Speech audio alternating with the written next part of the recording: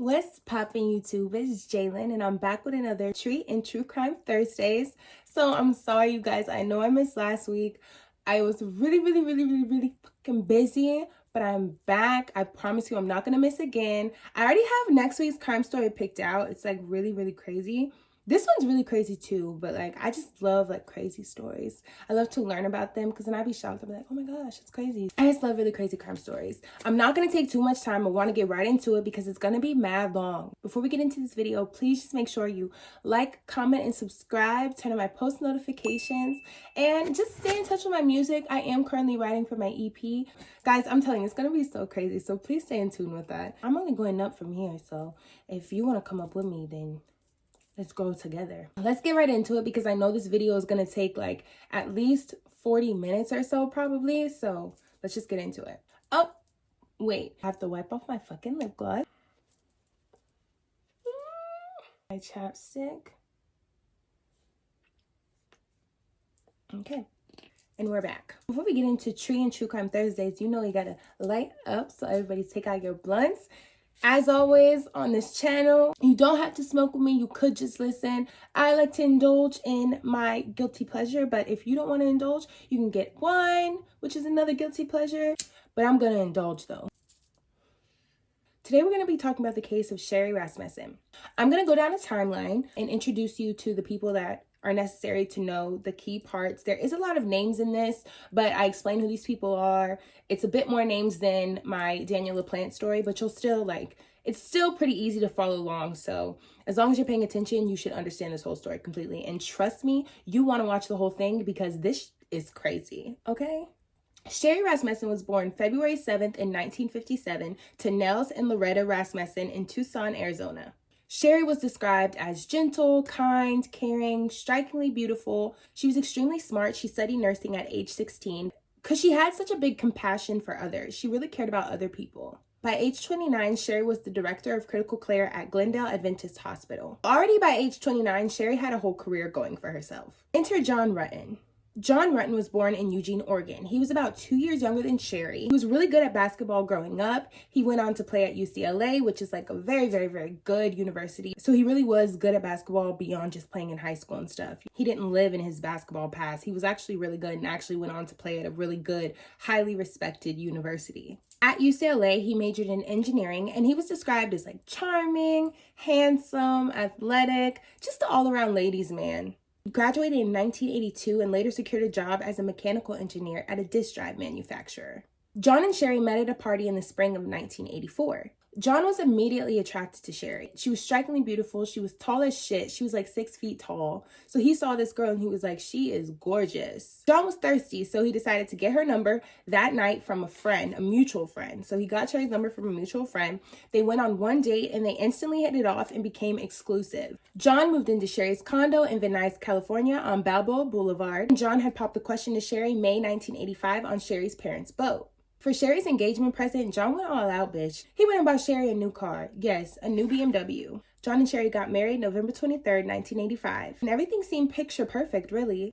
But Monday, February 24th, 1986, everything changed. John went to work around 7:20 a.m. that morning. Before leaving work, he had a conversation with Sherry. She did have work that day. It was a Monday, but she just was having one of those Mondays. She didn't feel like going into work. She had to teach like a lecture class to like students on Mondays, and she just was really not feeling it. So we all have those Mondays where we just don't feel like doing something. So she was telling John, I don't think I'm going into work. John's like, girl, get that bag. But Sherry's like, I'm good. You go make that bag. I'll stay home. John leaves the home at 7:20 a.m. He drops some clothes at the dry cleaners, but he's still not really sure like if she went to work or if she didn't. John arrives at work at 8 a.m., but he decided not to call Sherry when he got to work because he just didn't want to wake her up if she decided not to go to work that day. John didn't end up calling Sherry till around 10 a.m.-ish that morning. No one answered the home phone, so then he decided to go ahead and call her office. The receptionist answered the phone and had said she hadn't seen Sherry all day, but it's not really weird because she had that class to teach on Mondays, the lecture with the students. It's not a rare thing for her to not see her on a Monday. So John just really didn't know if she was at work or if she was at home. He decided to call Sherry again at the house. He noticed that the phone was just ringing and ringing and ringing. Mind you, this is the 80s, so technology is way better now than it was back then. And they had voicemails and they had to plug in the voicemails. He noticed that the voicemail was not plugged in because the phone was just ringing and ringing and ringing. The voicemail wasn't picking it up. So he was like, that's really weird, because Sherry always would get on him about plugging in the voicemail. You need to plug in the voicemail when you leave the home. The rule was whoever was the last to leave the house plugs in the voicemail. John gets off work around like 5 p.m.-ish. He goes and picks those clothes up that he dropped off at the dry cleaners that morning. He runs another errand. I think he goes to another store or something. I know what you're thinking. Errands?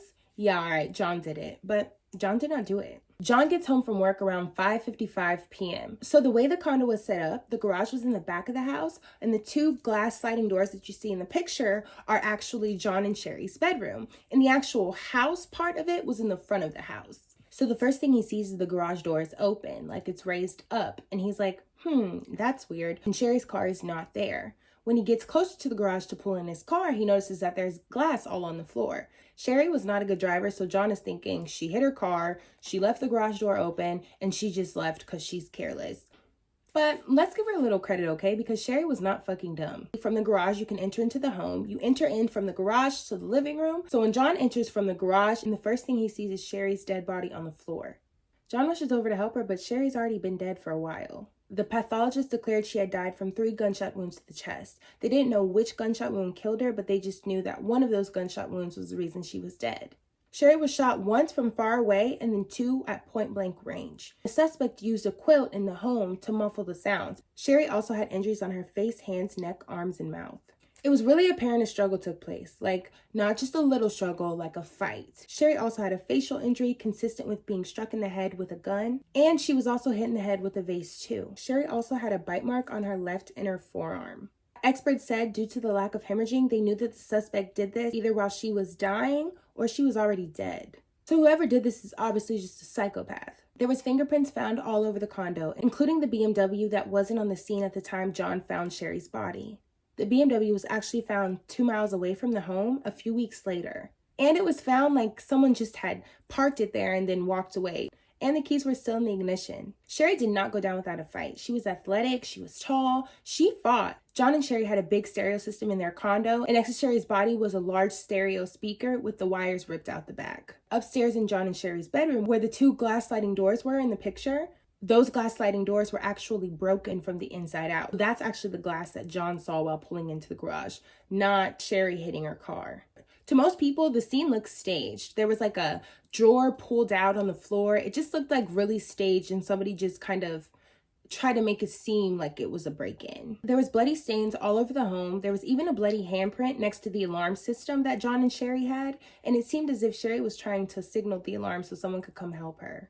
But detectives were automatically like, it's not staged. I know what it is. It's a break-in. Detectives said it was a robbery gone wrong. This wasn't a baseless statement though, because there was a break-in that had just taken place a few weeks earlier. 2 Latino men had broken into a home and had assaulted a woman that was in the home. But the weird thing was the condo that John and Sherry lived in was a weird target. For one, it was in like a gated complex, and 2, it was in the middle of the complex. So it was just kind of like a very weird location, a weird house to target. It just really did not make any sense.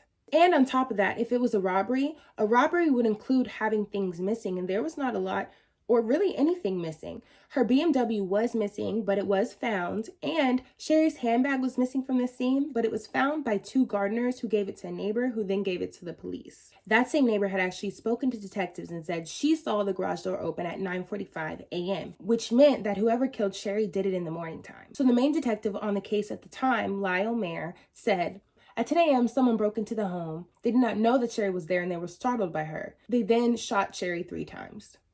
Sherry's parents weren't told about their daughter's passing until like the next morning. About 1 a.m. the next morning, When Sherry's father, Nels Rasmussen, went and spoke to detectives, he told detectives about Sherry having a problem with one of John's ex-girlfriends. The ex-girlfriend was a police officer, but he did not know her name. Sherry felt threatened by her because she was an LAPD officer, and she showed up to John and Sherry's condo a lot, including one time where she came to John and Sherry's condo and asked John if he could help wax her water skis. Sherry is annoyed by this, she's a new wife, a whole wife. His old whatever keeps coming up, trying to pull up, and she's like, yo, you need to check her. They argue, and John is like, listen, this girl, it was just a little fling, and it was nothing serious. Trust me, she's nothing to worry about. But there was one instance that the ex even called John when she found out that he was engaged to Sherry, and she was crying and saying she had to see him and they had to talk. So John, being the nice guy that he is, decides to go and actually talk to her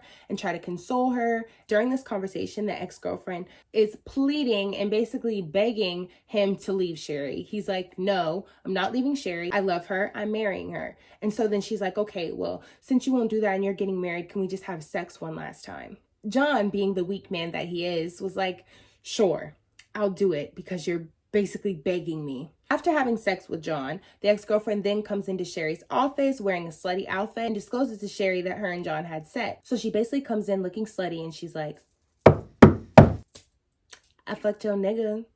And Sherry is like, oh, really now? So she goes home and her and John argue about it. Somehow, out of the kindness of her heart, Sherry forgives John and he promises he will never see the ex again. He won't even talk to her anymore. This does not keep the ex-girlfriend from showing up to their home. There was another time that the ex-girlfriend shows up and she's wearing her LAPD officer uniform, and it's just Sherry home at the time, and she's kind of like motioning towards her gun, showing Sherry all of her weapons. Sherry kind of takes it as a threat, She tells John kind of brushes her off and he's like, it's harmless, she's not anything to worry about, which pisses Sherry off because she's the one going through it. So she decides, I'm not going to tell you anymore, I'm just going to tell my dad. So after Nels, Sherry's father, discloses all this information to detectives, detectives say, and I quote, you watch too many police shows. What the fuck? How rude is that? But detectives do ask John about this ex-girlfriend, and John says, I don't know anything Nels is talking about. And of course he wouldn't, because Sherry stopped telling John about the ex-girlfriend because he was brushing her off. The one thing John did know that detectives couldn't get from Sherry's dad was the name.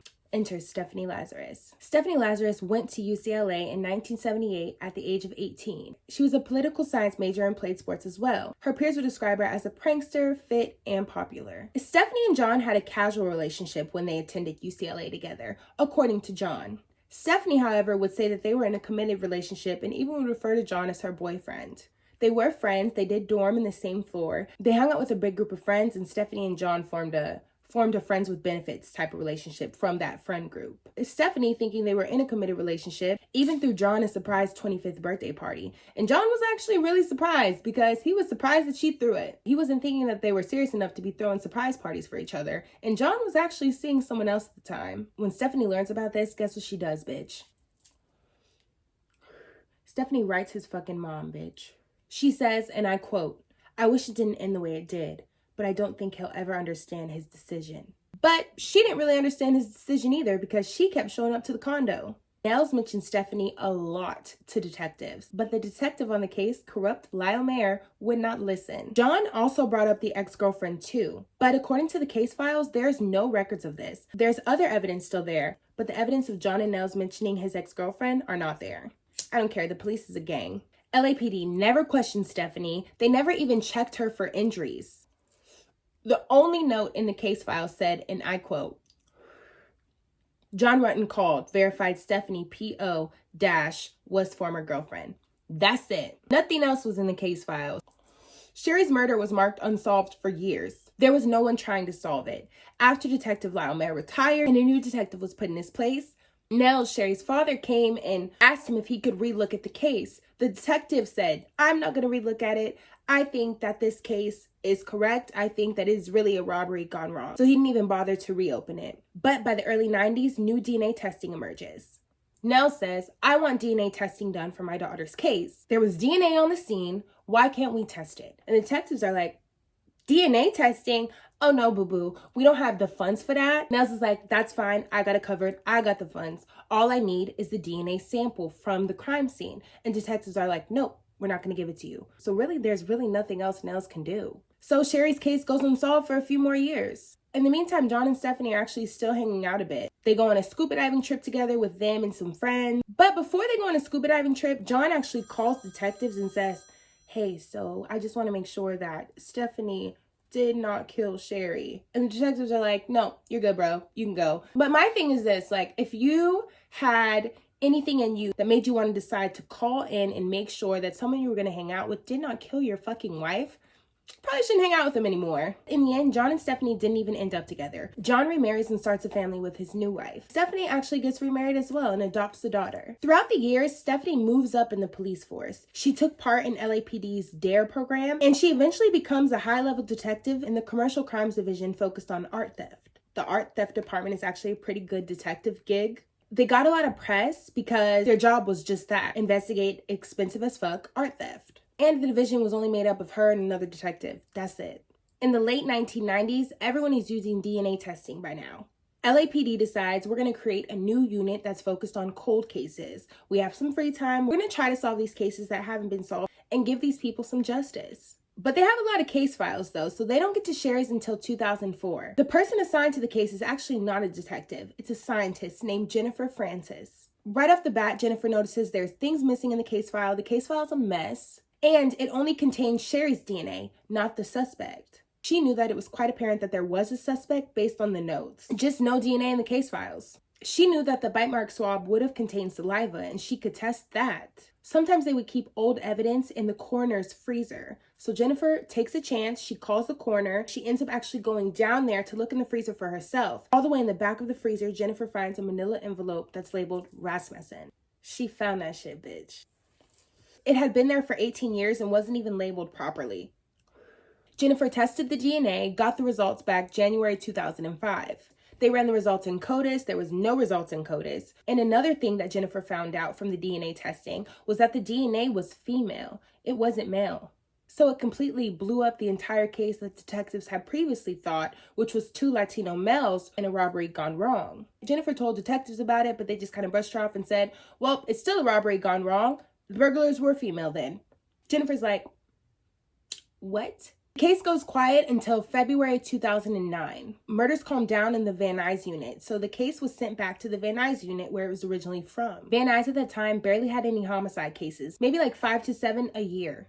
They've got nothing but time on their hands to solve a murder. Detective Jim Nuttall sees the case and all the contradictions and automatically sees that the theory is wrong. He tells his supervisor, and his supervisor assigns 2 detectives to the case. The 2 detectives automatically see the original detectives are super wrong.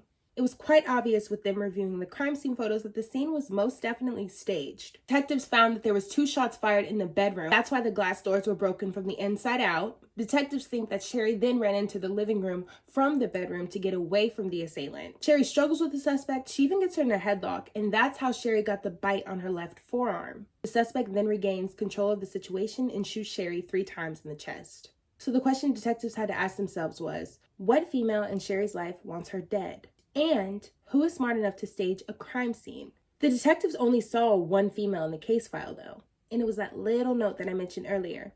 This one? When the new detectives had originally seen the note, they did not know what PO meant, so they gave John a call to ask him what PO meant on the note. John was like, oh, police officer. So detectives run Stephanie Lazarus' name and see that she is still working in the department currently. They also see that she's pretty high up too. 2 detectives then go to talk to Sherry's father, Nels, so they can interview him. Nels is confused though, because he's like, I already told you bitches, so why am I having to say it again? The 2 new detectives then decide to keep it on the DL because they automatically see something is weird here because there is nothing about this in the case files. The detectives then make a list of all the females who would want to harm Sherry. The list holds 5 names: Sherry's sister, Sherry's other sister, her mom, a nurse Sherry worked with, and Stephanie Lazarus. Detectives can collect DNA even if you don't consent to it. So if you're out in public and you're drinking like something like a coffee or something and you throw it away and they want to run your DNA, if you throw it away in a public garbage, they can go in and take it and test that to see if you're a match to whatever they're trying to match you for. The detectives did that to the nurse that Sherry worked with. Sherry and the nurse had an argument due to the nurse thinking Sherry took her position from her or something like that. And through the testing, the nurse was ruled out. Sherry's mom and 2 sisters were also ruled out really quick. So with 4 out of 5 people being ruled out, there was only 1 person left. The detectives had to get Stephanie's DNA. In the 1980s, most LAPD officers would use .38 caliber guns. Sherry happened to be murdered with a .38 caliber gun. Stephanie also owned a .38 caliber gun in the 1980s. But just 13 days after Sherry's murder, she reported the gun stolen from her car in Santa Monica. So one day, Stephanie is at Costco drinking a drink. Stephanie throws away that drink. And guess what happens? A detective in plain clothing goes behind her, grabs the drink, and they test it for DNA. That shit was a perfect match. Detectives knew right then and there, Stephanie did this shit. They had to find 2 officers to interview Stephanie who didn't really have any bias towards her. And it was really hard to find because she was actually pretty well liked in the police force. They ended up choosing 2 officers who didn't really know her, so they didn't really have a bias because they didn't know who she was. These detectives would meet at the DA's office and discuss the case. They couldn't even meet inside of the actual police station because they didn't want any gossip or anybody to tell her or anything. They just didn't want anything at all. The detectives decided that they would stage a fake interview at the Parker Center, which is a jail located in the basement of the police station. And the reason they decided on the Parker Center was because before detectives could enter inside the Parker Center, they had to take off their guns. So detectives approached Stephanie at her desk in the art theft division and they said, "Hi, we have a suspect downstairs. I was wondering if you can come with us because he's speaking about some art theft and we would like you to, speak to him because we don't have any expertise in this." When she enters the interview room though, it's pretty obvious that they lied. The detectives are really smart about the interview though. At first they say, "Oh, so do you know John Bruton?" And Stephanie's like, John Bruton. "Oh, you mean John Rutten?" But Stephanie keeps playing dumb. She's like, "Why am I here? What's this all about?" Like she keeps asking that repeatedly during the interview. I'm actually going to link the interview below if you guys want to check it out. It's actually really crazy to watch like a liar in action. The detectives asked Stephanie if she knows John's ex-wife who has passed away. And she's like, "I don't know. I think her name is like Shelly or it might have been Sherry." Like, girl, stop. You're pretending you don't know her name. You know you're obsessed with this girl. Why do people love to pretend they don't know someone's name? It is like crazy, especially when they're obsessed with them. The detectives really didn't need to interview her. They had the DNA. The goal was just to keep her talking. They just wanted to see what she had to say. But the detectives did keep reminding her, "You're free to leave. You don't have to be here." The detectives then asked Stephanie if she'd be willing to give a DNA sample. She's like, "I cannot believe you're accusing me of this. No, I will not give a DNA sample." She gets up, she leaves, but she doesn't go far because right outside, 2 police officers waiting to arrest her. Police get a search warrant for her home, and they find old journals that belong to Stephanie that mentions how upset she was during the time John was engaged to Sherry. And they also see that Stephanie was searching for John's name on Google a lot in the late 90s. Stephanie was put in the LA County Jail. This case, of course, got a lot of press because it was fucking crazy. But of course, the police did not fire Stephanie. They let her retire early. Her bail hearing was set in 6 months, and her bail was set at $10 million. It was super high because she was a flight risk, and since her husband was another police officer, she did have access to firearms. Early October, Stephanie's lawyer tried to get the case dismissed. The lawyer's only basis to get the case dismissed was that, well, they've had a lot of years to do this, so why is Stephanie even a suspect now? If they wanted to put her as a suspect, they should have done it years earlier. And he also said that, how do you know someone didn't tamper with the cotton swab that was found in the coroner's freezer? They were trying to say that Stephanie pissed off someone in the police force and they set her up for this. Plus, there were so many things missing from the case file too. The trial didn't start till early 2012. The case was literally a movie. The prosecutor said that the motive was simple: jealousy over Sherry and John's relationship. Defense thinking someone in the police force tampered with the evidence to frame Stephanie didn't really work because nobody knew that the evidence was in the coroner's freezer. She had to find it. And the DNA 100% belonged to Stephanie. It was like a 6 trillionth, I think is how you say it, of a percent. It was just like a billionth, zillionth. It's set in stone. Stephanie did that shit. The prosecutor also brought counter witnesses saying that Stephanie was violent, she had a temper, and she was obsessed. If she can't have John, nobody can. Stephanie has always maintained her innocence, even to this day, so we really will never know the full story. All we do know is something happened and Sherry lost her life because of it. In March, after several days of deliberation, 52-year-old Stephanie is convicted of murder and sentenced to 27 years to life in prison. She'll be eligible for parole in 2039. Honestly, I'm going to say it again. The LAPD officers, they are a gang. They really dropped the ball in this case. Sherry's father ended up filing a lawsuit against LAPD, but the statute of limitations ran out, so he wasn't able to file it. But there was another person to sue named Jennifer Francis, and she filed a lawsuit too because the evidence that she had found years ago was ignored. The detective supervising her verbally steered her away from the case. She also said this is not the first time that has happened to her. So imagine what type of fuck shit is going on, you know? She was also questioned by her superior about this case, and they told her she needs to go to counseling, that she was too emotionally invested in this. So essentially, Jennifer was being gaslighted by her employer. She was also taken off a really high-profile case that I will be doing, the Grim Sleeper case, which is really fucking crazy too, by the way. The supervisor says she was obsessed and emotional, and they transferred her out of her position. So Jennifer filed a lawsuit of case violation of state labor laws. She didn't have a case for discrimination and retaliation because Jennifer did not report a violation of state or federal law. Therefore, she wasn't entitled to any damages. Early 2019, the lawsuit was resolved. Jennifer still works for LAPD to this day. She was actually promoted and given a raise. Stephanie Lazarus, however, is serving her sentence at California Institution for Women in Corona, which in my opinion is exactly where she belongs. That is the end of today's video. I hope you guys enjoyed it. I hope I shed some light to you about a new case that you didn't know, or maybe a case that you knew. Maybe I just gave some new information that you didn't know about. I hope I was able to entertain you and keep your interest. Can't say it enough. I really love talking to you guys. Please leave me a comment below. Let me know any other crime stories you guys want me to discuss. Anything else you want to hear about. I really do love crime stories, but it's not just for me to learn. I want to do things that you guys are interested in too. If you have any suggestions, just leave a comment. Please share this video too. Thank you for watching, and I'll see you next Thursday.